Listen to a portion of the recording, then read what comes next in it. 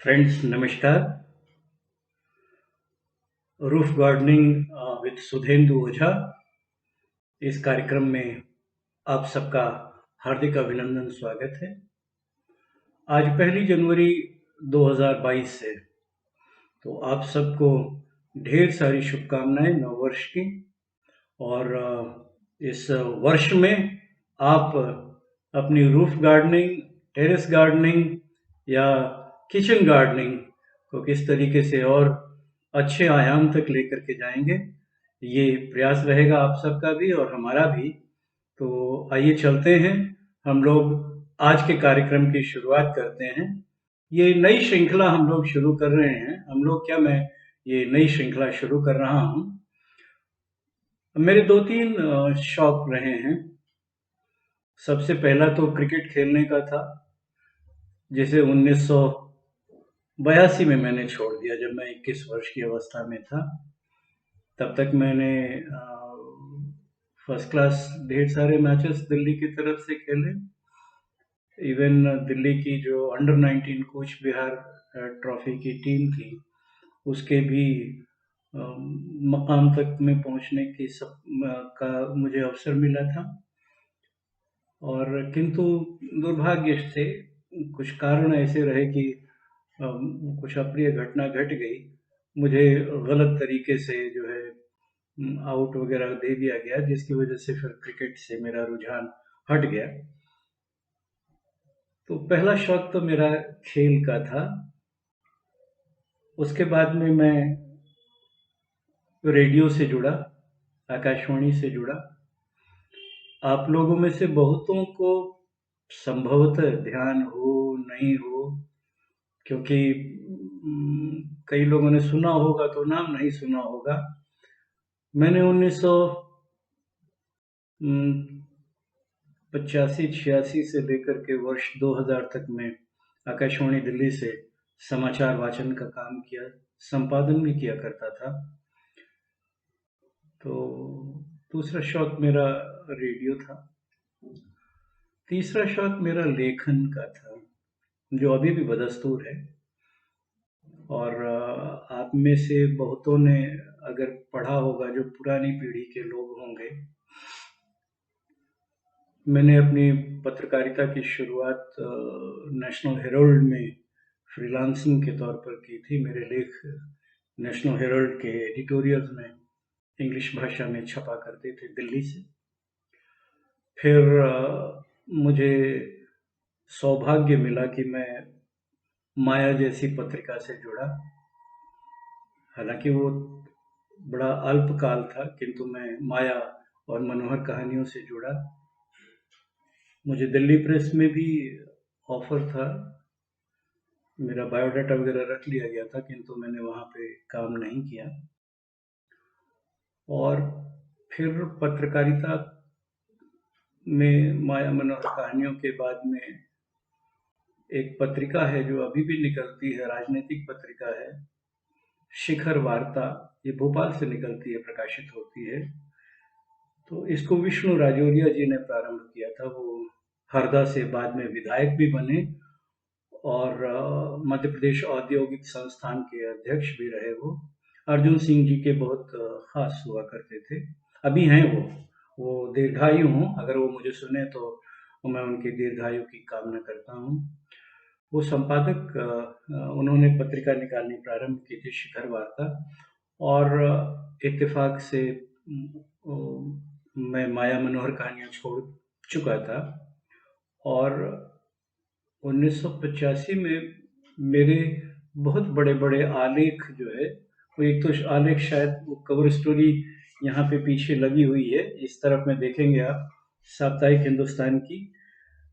ये स्टोरी थी लॉटरी के ऊपर, ये प्रकाशित हुई। और फिर उसके बाद में ही यहाँ पर आप देख रहे होंगे रविवार्ता कुछ दिखाई दे रहा होगा, नवभारत टाइम्स का ये आलेख पूरा पृष्ठ का 1985 में, एक हफ्ते के अंतराल के बाद में ये दोनों आलेख मेरे प्रकाशित हुए, साप्ताहिक हिंदुस्तान की कवर स्टोरी और रविवार्ता में, नवभारत टाइम्स में प्रयाग शुक्ल जी की वजह से ड्रग्स के ऊपर ये बड़ी स्टोरी थी।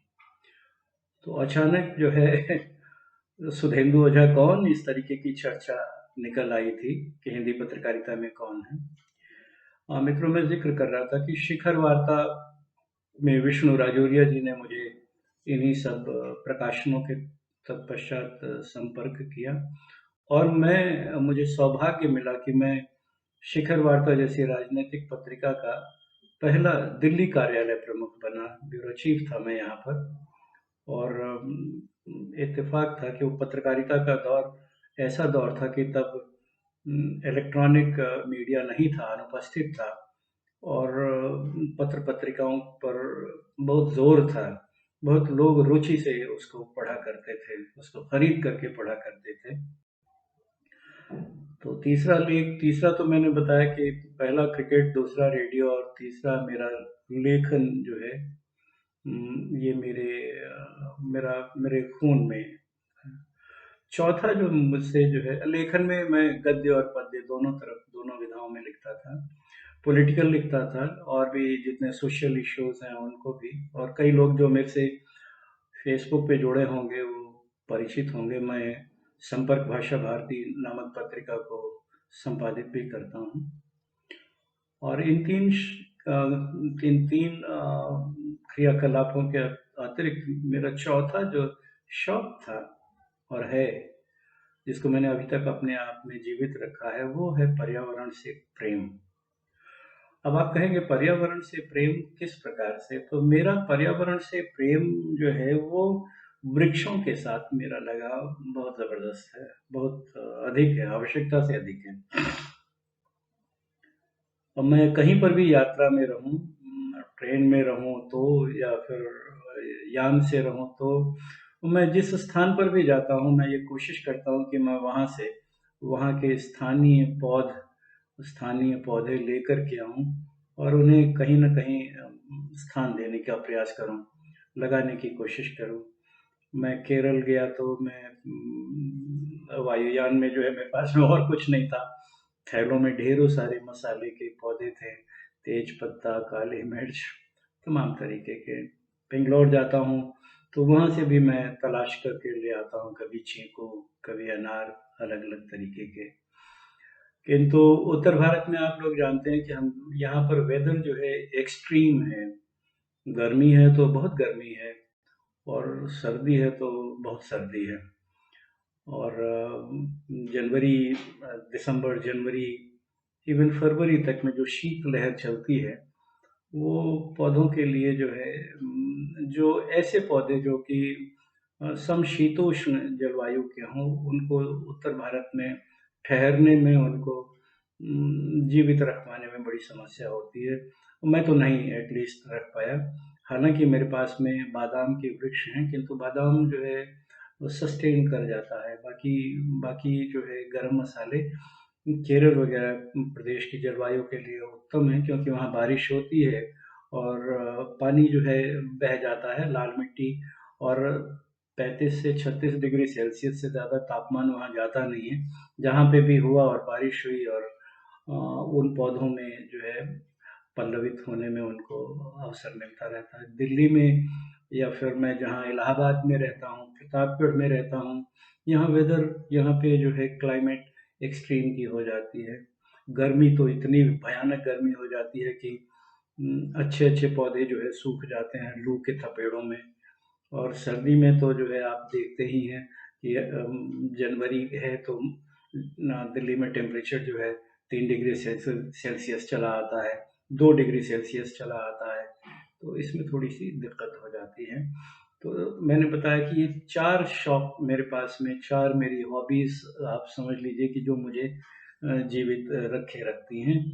और मैं ये इनके इन प्रकार, का, खा, गा, घा। का तो छूट गया, क्रिकेट तो खैर छूट ही गया, किंतु लेखन हो गया, रेडियो तो अभी भी कुछ न कुछ जारी रहता ही है। और ये वृक्षों का मोह, पौधों का मोह, ये मैं घूम फिर करके मेरी ज़िंदगी इन्हीं 3 घटकों के बीच में बीतती रहती है। अगर मैं कहानी नहीं लिख रहा हूँ, अगर मैं आलेख नहीं लिख रहा हूँ, अगर मैं पुस्तक नहीं संपादित कर रहा हूँ, तो निश्चित मानिए कि मैं गुड़ाई कर रहा होता हूँ पौधों के लिए, या नई पौध की तलाश में होता हूँ। और अगर वो नहीं होता तो कविता की तरफ में रुझान होता है या फिर रेडियो की तरफ में होता है। तो once again, dear friends, I welcome you all. This is my channel, and this channel is in fact for all those people who love and care the gardening. And as you know, in Delhi we have a crunch of space. We don't have big and palatial houses, so we have a roof with us, we have terrace with us. So we can make use of these places, and we can have a kind of a garden, a kind of self sustainable activities we can have in these places. तो आइए हम लोग शुरू करते हैं। आज के दिन मैं आपको पहला दिन है 1 जनवरी 2022। तो आज के दिन सुधेंदु ओझा के साथ roof gardening with Sudhendu Ojha. तो आज हम today we are going to discuss how to plant pineapple. It's a very easy and you can do it. और जिसको कहते हैं ना, you can have a cake and you can eat it too. आप जो है पाइनएप्पल को खा भी सकते हैं और पाइनएप्पल से पाइनएप्पल उपजा भी सकते हैं, उसको लगा भी सकते हैं। तो पाइनएप्पल को मित्रों हिंदी में अनानास कहते हैं। और इस पौधे को मैं आपको इसके फल को तो आप परिचित हैं, बड़ी सरलता से ये बाजार में उपलब्ध हो जाता है। ये दिल्ली में तो कभी कभी 60 रुपए में, 70 रुपए में एक मिलता है, 100 रुपए तक का भी हो जाता है ये। और कई बार सीजन में, जैसे मैं संडे को गया था मार्केट, तो मुझे तो बड़े इत्तेफाक की बात है कि मुझे 100 रुपए के 4 पीसेस भी मिल गए। तो इनको आप फल के तौर पर भी इनका आस्वादन कर सकते हैं, और इनको आप पौध के रूप में लगा सकते हैं, प्लांट कर सकते हैं।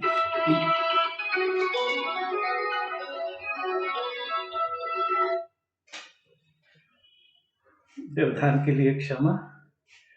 तो इनको आप पौधे के रूप में जो है आप प्लांट कर सकते हैं, और इन्हें किसी भी पात्र में, किसी भी गमले में, 9 इंच का गमला हो, 11 इंच का गमला हो, उसमें आप बड़ी सरलता पूर्वक लगा सकते हैं।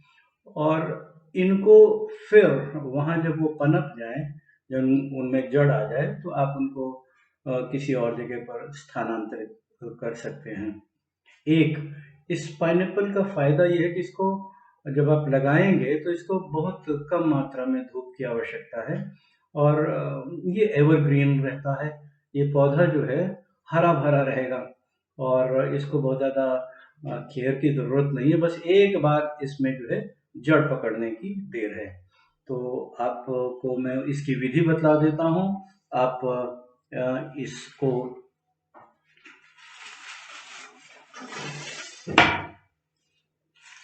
इस पाइनएप्पल को आप ले लें। पाइनएप्पल को यहाँ से आप जो है इसका जो क्राउन है, जो इसका ताज है, जो ये ग्रीन लीव्स आप देख रहे हैं, ये उसको नीचे से आप यहाँ से काट लेंगे। काटने के बाद इसको तराशिए मत। ये वाला हिस्सा, ऊपर वाला हिस्सा आप निकाल लीजिए, और इसको एक गमला तैयार कीजिए, 9 इंच का गमला हो, और अगर गमला है तो ठीक है, नहीं तो 2 या 2.25 लीटर की जो कोल्ड ड्रिंक की बोतल होती है, प्लास्टिक की पेट बोतल जो होती है, उसको आप ले सकते हैं। उसमें आप बहुत कम मात्रा में, ज़्यादा नहीं, केवल उतनी मात्रा में आप मिट्टी, कोकोपीट और थोड़ा सा वर्मी कंपोस्ट मिला लें। और मिट्टी की मात्रा आप जो है 30% रख सकते हैं। 10 से 20% आप उसमें जो है कोकोपीट मिला दें। और अगर कोकोपीट नहीं है आपके पास में तो चिंता मत कीजिए, आप प्लेन मिट्टी ले लीजिए। खाली मिट्टी जो है अगर आपके पास में है तो भी आप उसको गमले में डाल लीजिए और उसमें तो उसको जो है थोड़ा सा ट्रीट कर लीजिए। अगर उसमें जो है वर्मी कंपोस्ट मिला लें तो बहुत अच्छी बात है। अगर आपके इलाके में जो है मस्टर्ड ऑयल केक मिल रहा है जिसको खली कहते हैं हम लोग, है ना, सरसों के तेल पेरने के बाद में जो खली बचती है वो अगर है आपके पास में तो उसमें मिट्टी में आप उसको मिला लें अच्छी तरीके से। और अगर आप कोई वेसल ले रहे हैं, कोई पात्र ले रहे हैं, गमला ले रहे हैं, या आपने 2.25 लीटर की जो है पेट बॉटल ले ली है कोई भी कोल्ड ड्रिंक की, तो ये जरूर ध्यान कर लीजिएगा कि उसमें नीचे जो है 2 सुराख हल्के से छोटे से कर दीजिएगा ताकि एक्स्ट्रा जो पानी है वो सीप कर जाए, वो पानी रुके नहीं। क्योंकि अगर वो पानी रुकेगा तो अनानास की जड़ों को वो गला देगा। और तो इसके लिए आपको आपने मिट्टी डाल दी, आपने अपने उसमें जो है वर्मी कंपोस्ट डाल दिया और खली डाल दी। इनको जो है अच्छी तरीके से आप मिला लीजिए और मिला करके आप उसको गमले में डाल लीजिए। और गमले में डाल लीजिए या फिर वो जैसे मैंने कहा कि पेट बॉटल के अंदर डाल लीजिए। और उसके बाद में इस क्राउन को काट करके एज इट इज उसमें और ज्यादा छटाई मत कीजिएगा क्योंकि वो राउंड हिस्सा, गोल हिस्सा क्राउन का निकल करके आएगा। ये आप देख रहे हैं, इसका वो इस तरफ का जो हिस्सा वो गोल सा निकल करके आएगा, उसको और ज्यादा काटने की जरूरत नहीं है। अब आपके पास में पात्र है, आपके पास में गमला है, आपके पास में पेट बॉटल है, आप उसमें जो है इसको बड़ी अच्छी तरीके से सुगमता पूर्वक इस क्राउन को डाल दीजिए, रख दीजिए, ठीक है। और आप जो है बराबर उसमें पानी डालते रहिए, उसमें बराबर आप पानी डालने का प्रयास करें। 2 दिन के बाद में, 1 दिन के बाद में, 1 या 2 दिन के बाद में। और जब पानी सीप होने लगे तो छोड़ दीजिएगा, पूरा मत भरिएगा। ये देखिए मैंने इसको कोल्ड ड्रिंक की बोतल के पेट बॉटल में, जो प्लास्टिक बॉटल है उसके अंदर इसको प्लांट किया हुआ है और बहुत अच्छी तरीके से चल रहा है। इसको प्लांट किए हुए लगभग लगभग 3 महीने हो गए हैं। तो ये अब भी एज इट इज हरा भरा है। और ध्यान कर लीजिए, इसने अपनी जड़ फेंक दी है और अगर ये जड़ नहीं फेंकता तो ये सारे पत्ते विदर आउट हो गए होते, सारे पत्ते सूख गए होते। ये एज इट इज है, जैसा ये अनानास का फल था, जैसे इसमें ये पत्ते सूखे हुए थे या थोड़े से जो है ड्राई थे, ये एज इट इज है। यानी कि इसने अपनी स्थिति को संभाल लिया है और जड़ इसने फेंकनी प्रारंभ कर दी है। तो मित्रों इसको आप कहीं पर भी घर के कोने पे रख सकते हैं। मेरे पास में इस तरीके के तैयार किए हुए 10 पौधे हैं। तो इसको कहते हैं आम के आम और गुठलियों के दाम। आप फल भी खाइए अनानास का और अपने लिए एक अच्छा सा हरा भरा वृक्ष भी तैयार कर सकते हैं। और नहीं तो इसको इसकी इसकी फल देने की अवधि या इसकी ऊंचाई, इसको काफी टाइम लगता है, तब भी आप इसको शो के लिए ड्राइंग रूम में या कहीं पर भी रख सकते हैं। नहीं तो आपके पास में टेरेस गार्डनिंग, रूफ गार्डनिंग, ये तो स्थान है ही और ये हरा भरा दिखाई देगा। ये जो भी आजकल के आपको ढेर सारे पौधे फूल के और ग्रीनरी वाले दिखाई देते हैं, ये उनमें से एक छुप जाएगा। बल्कि लोग ये पूछेंगे भी कि आपसे कि इस पेड़ का नाम क्या है, इस पौधे का नाम क्या है, सैपलिंग का नाम क्या है। तो मित्रों, इस तरीके से आज मैंने आपको केवल पाइनएप्पल के बारे में कि आप इसको किस तरीके से अपने घर में, अपने रूफ पे, अपने टेरेस में और किचन गार्डनिंग के तौर पर कैसे इसका इस्तेमाल कर सकते हैं, मैंने आपको अपना इसका परिचय दिया। और धीरे धीरे मैं आपको और भी बताऊंगा कि जनवरी महीना चल रहा है, जनवरी महीने में हम और किस प्रकार की सब्जियों को और बहुउपयोगी अपने यहाँ के उपयोग में आने वाले पौधों को कैसे हम रोप सकते हैं और किस तरीके से रोप सकते हैं। तो इसके लिए आपने जो है मुझे समय दिया, आपने इसको देखा, आपका बहुत बहुत धन्यवाद। और शीघ्र ही मैं आपको रूफ गार्डनिंग, टेरेस गार्डनिंग या किचन गार्डनिंग के और ज्वलंत मुद्दों पर मैं आपसे बात करूंगा। ज्वलंत मुद्दे कैसे, कि ज्वलंत मुद्दे कि आप पौधा लगा देते हैं, गिलहरियां उनका नाश कर देती हैं, चूहे उनकी जड़ों को काट देते हैं, तो कैसे हम उनसे बचाव करें, बीज को कैसे आरोपित करें, लगाएं, उसको किस तरीके से ट्रीट करें, इस पर भी हम जिक्र करेंगे। तो अगले कार्यक्रम तक के लिए मैं आपसे रुखसत होता हूँ। नमस्कार। और आप ज़रूर मुझसे बने रहेंगे और समय-समय पर मेरी और भी बातों को सुनेंगे। इसके अलावा भी कविता भी होगी, गज़ल भी होगी और ढेर सारी राजनीतिक बातें भी होंगी। तो आपको इसी इसी के साथ मैं विराम लेना चाहता हूँ और आपका बहुत-बहुत धन्यवाद। देखते रहिए रूफ गार्डनिंग विद सुधेंदु ओझा। नमस्कार।